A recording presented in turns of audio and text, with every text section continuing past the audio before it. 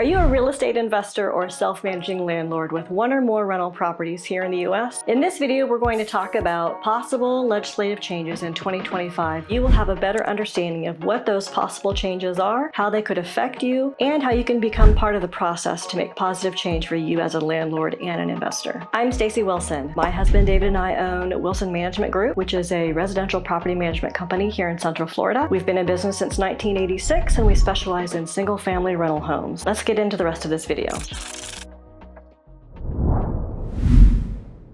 The next issue that NARPM was concerned about and what we presented up on Capitol Hill was taxation. And while there is no formal bill regarding this issue presently, we consider this sort of a proactive advocacy issue because we want to keep things the way that they are. And so NARPM's position is supporting pro-housing tax policies and oppose change that would be harmful to housing. Current federal tax policy has a significant impact on both property management firms and the investors they represent. Changes to these policies could drastically affect the real estate market. For example, 1031 like-kind exchanges are an attractive investment strategy for real estate investors. It allows an investor to sell a property and reinvest the accrued equity into a better quality property or a better performing property without being subjected to the capital gains tax burden on the increase in equity. This helps build wealth and it creates additional investment opportunities which can increase the available housing supply, which is good for all of us.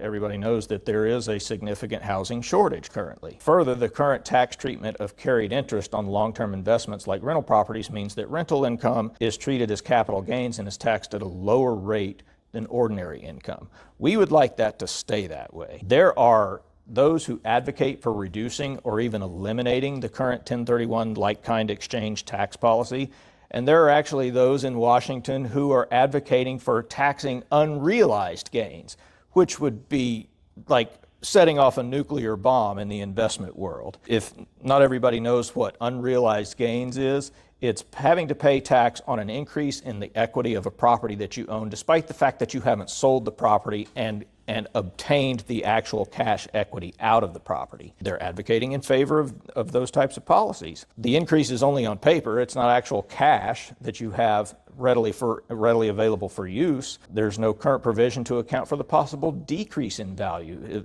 If there's some of you have probably been around long enough to remember the real estate crash, the bubble and then the crash back in 2007 and 2008.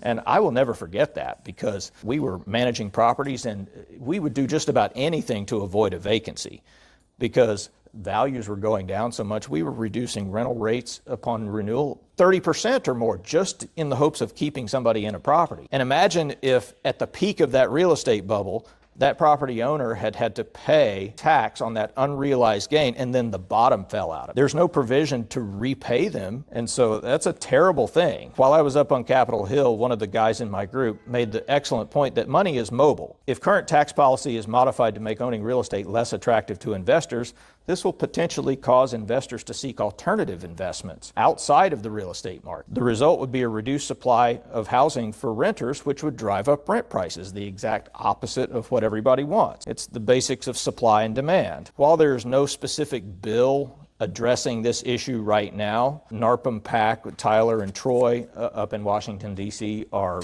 very concerned about this and they want to proactively advocate against these types of tax policies.